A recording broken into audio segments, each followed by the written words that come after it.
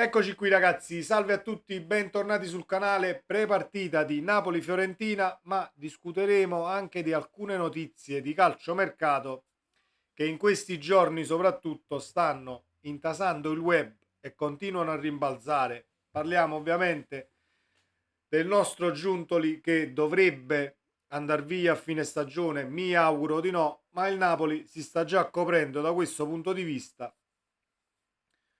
Il profilo che piace è Accardi dell'Empoli che dovrebbe lavorare con Michele e Mantovani che sono dello scouting di Giuntoli che non vanno via perché andando via Giuntoli dovrebbe partire solo Pompilio il suo secondo, quindi ci stiamo già coprendo le spalle sperando di trovare soprattutto una persona che possa sostituire Giuntoli alla stessa maniera, perché ciò che ha fatto Giuntoli al Napoli è noto a tutti, le statistiche parlano chiaro. Se vogliamo solo analizzare i calciatori che hanno portato poi questo scudetto a Napoli quest'anno e i valori di mercato che sono cresciuti, tipo Anguissà, pagato 15 milioni, valutato intorno ai 40 adesso, Lobotka 24 milioni, valutato anche lui intorno ai 40, 38-40 milioni, che per il ruolo e per la poca disponibilità di calciatori dal punto di vista dei registi, comunque mi sembrano pochi. Però Di Lorenzo pagato 8 milioni, il nostro capitano. Il valore che dà adesso calciomercato è di 25 milioni, ma sono pochissimi per la qualità del terzino, per la qualità del calciatore che ti può dare in doppia fase. Sembrano pochi 25 milioni. Rachmani pagato 14 milioni, portato a 25. Osimhen pagato 54 più le contropartite che ci sono state, tutto il casino che c'è ancora intorno e ne vedremo delle belle da quel punto di vista. Osimhen vale 100 milioni e più.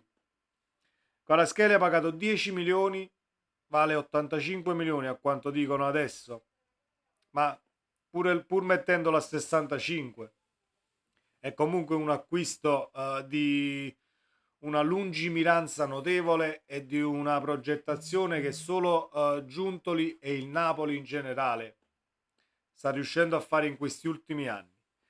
L'ultimo, Kim Min-jae, pagato 19 milioni e mezzo e ne vale già 50. Quindi trovare un sostituto al nostro Cristiano Giuntoli diventa difficile, o meglio, non è difficile trovarlo, ma avere qualcuno che porti gli stessi risultati sì. Poi massima fiducia alla società, De Laurentiis, il nostro presidente, sa benissimo cosa fare, ci ha abituato ad annate nelle quali sembrava tutto perso come questa, dopo i trasferimenti di giugno, dopo tutti i calciatori che sono andati via del vecchio Napoli e ci abbiamo vinto uno scudetto quest'anno, quindi non sto qui a pensare al male, a pensare adesso se ne va Giuntoli, abbiamo finito il ciclo, no, perché la società intera è una società costruita sul miglioramento anno per anno, mattone su mattone, quindi massima tranquillità da questo punto di vista. Per quanto riguarda la partita di domani, Napoli-Fiorentina, abbiamo già letto che Italiano non viene sicuramente a Napoli per godersi la festa e perdere la partita, sicuramente, ma nessuno lo pretende e né tantomeno lo pensa, almeno io.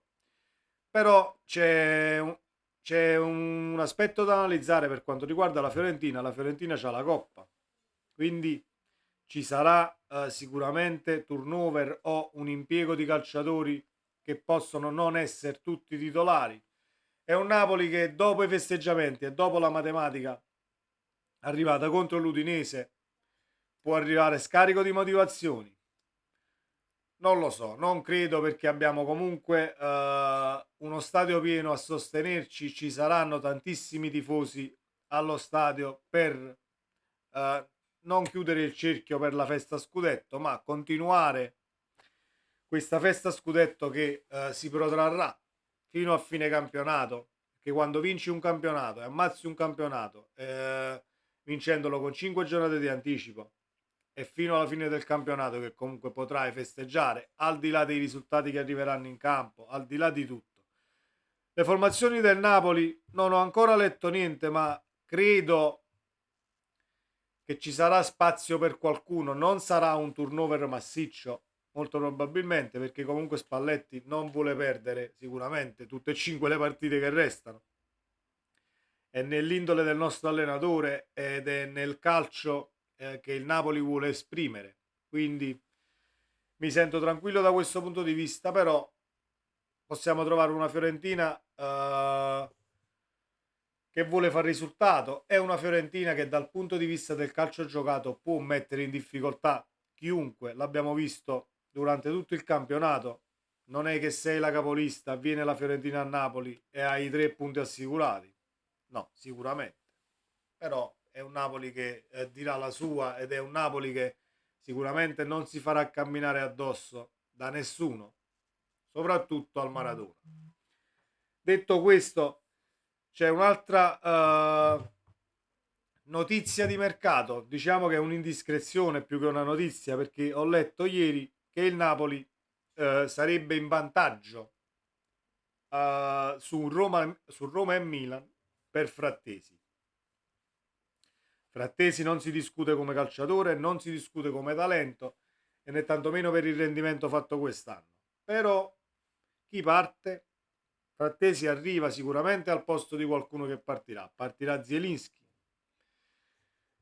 Dipende dalle motivazioni, dipende dall'ingaggio, se si abbassa l'ingaggio o meno, dipende da tanti fattori, perché parlare di mercato adesso, soprattutto per quanto riguarda il Napoli, è superfluo per un fattore fondamentale, almeno per come la vedo io. Il fattore fondamentale è che sei la vincitrice dello scudetto. Acquisti blasone, acquisti clamore, e fare mercato in entrata diventa più semplice per avere un sì di un calciatore, per riuscire a trovare compromessi sulle condizioni contrattuali. Non è sicuramente la stessa cosa dell'anno scorso. Quindi molto più facile avere consensi e trovare calciatori che vogliano sposare la causa Napoli, perché è solo quello lo snodo principale quando fai mercato. Quando vieni a Napoli o in una società in generale, se vieni motivato nel voler sposarti con la napoletanità, con Partenope, con la società Calcio Napoli, con tutto ciò che circonda la nostra società e la nostra squadra, allora avrai sicuramente dei margini di rendimento maggiori che se fai un acquisto, diciamo, prendi un nome blasonato che viene a Napoli comunque da calciatore affermato, da calciatore con blasone, puoi rendere molto meno di un Simeone, per esempio, di un Raspadori, che hanno voluto Napoli a tutti i costi e lo si vede ogni qualvolta entrano in campo, qualsiasi pallone giocano, ogni sconfitta che viene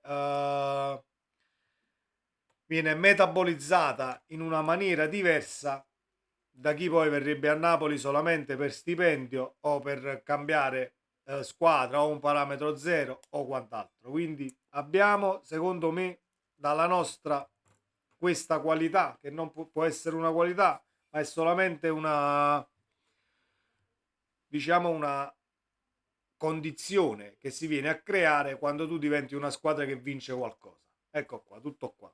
Quindi io spero che Frattesi venga a Napoli, perché Frattesi è un grandissimo calciatore e a livello di centrocampo, incontrismo, visione di gioco, inserimento, perché Frattesi è un centrocampista da inserimento quasi come faceva Amsi. Te lo ritrovi quasi sempre ad attaccare l'area di rigore ed è un centrocampista che detta il passaggio molto spesso. Quindi per il calcio di Spalletti sarebbe un calciatore non idoneo, di più, sarebbe un calciatore quasi perfetto per il centrocampo del Napoli. Staremo a vedere poi cosa ci riserverà questo calciomercato, ma lo snodo principale per me rimane Giuntoli. Spero che rimanga dal mio punto di vista però ce ne faremo una ragione, guarderemo avanti e troveremo sicuramente il valido sostituto, così come il Napoli ha fatto tutti gli anni vendendo grandi campioni. Questo era quanto per il prepartita di Napoli-Fiorentina e queste notizie di mercato. Fatemi sapere la vostra nei commenti, ragazzi. Se vi va, iscrivetevi al canale e ci vediamo nel prossimo video. Ciao!